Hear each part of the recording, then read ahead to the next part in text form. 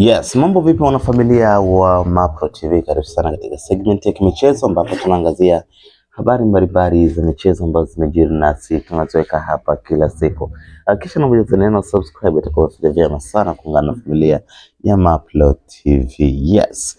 Sasa katika segment hii bwana, leo hii tunaangazia taarifa kutoka katika klabu ya soka ya Yanga, ikiwa tunaelekea katika msimu wa dirisha dogo la usajili ambalo Young Africans kiukweli inaonekana wamejitayarisha kufanya marekebisho kadhaa katika sehemu ama nafasi ambazo wanaziona hazitendewi haki, na moja ya nafasi ambayo inakwenda kufanywa kazi ni pamoja na eneo la ulinzi ambapo tunaambiwa ripoti ya Mwalimu Pedro Goncalves imemtema aliyewahi kuwa beki machachari ambaye pia alikuwa anacheza kama winga kwa wakati mwingine endapo timu inashambulia, na huyu si mwingine ni Yao Kwasi ambaye mara kadhaa amekuwa nje ya uwanja kutokana na majeruhi ambaye yalikuwa yakimsumbua. Sasa ripoti za Mwalimu Pedro zinadai ya kwamba hana uhitaji wa kuendelea naye kutokana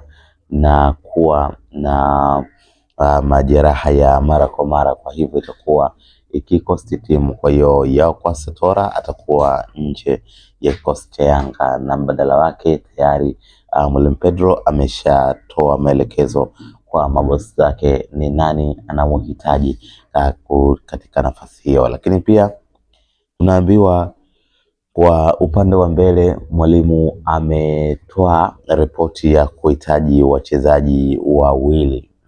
Mchezaji mmoja atakuwa sehemu ambayo anacheza Celestine Eko ambaye ameonekana kutodeliver vitu vizuri, ili hali anacheza vizuri lakini kuna namna anaikosti timu, na hii itapelekea timu kukosa matokeo kutokana na uwepo wake. Kwa hiyo Mwalimu Pedro pia ameonyesha kutokuwa na nia ya kuendelea na mchezaji huyo Celestine Eko ambaye amesajiliwa siku chache zilizopita katika msimu wa dirisha kubwa la usajili. Kwa hiyo mbadala wake pia ametoa maelekezo kwa mabosi zake Young Africans wanaohitaji mchezaji na mchezaji gani ili kuhakikisha kwamba anakuja kuchukua nafasi ya Celestine Eko ambayo itaachwa wazi baada ya kuterminate mkataba wake. Lakini licha ya hivyo pia Mwalimu Pedro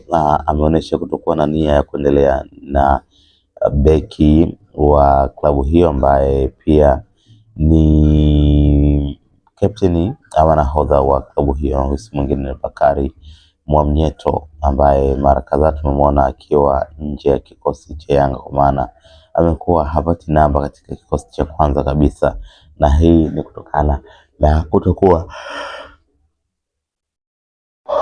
na performance iliyo bora zaidi, na ndio maana Mwalimu Pedro Goncalves ameonyesha kutokuwa na nia na kuendelea na Bakari Nondo Mwamnyeto kutokana na kiwango duni ambacho amekionyesha katika kipindi chake alichokuwa nacho. Lakini pia kuna maeneo kadhaa ambayo amehitaji kufanya marekebisho ili kuendelea kutengeneza kikosi kilichokuwa kikubwa na ya bora, na pia kuendelea kuweka matumaini kwa Yanga kufika hatua za mbali zaidi za michuano mbalimbali ya kimataifa. Hayo ndio yamejiri katika ripoti ya Mwalimu Pedro Goncalves. Tafadhali tuandike maoni yako kwenye comment section.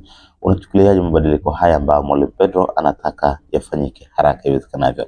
Tuandike maoni yako kwenye comment section, usisahau subscribe, like na kushare video zetu ili wengine wapate nafasi ya kutazama. Hadi wakati mwingine, kwa sasa na bye bye, tukutane katika next video. Hii ni Mapro TV na huyo ni Mapro the King.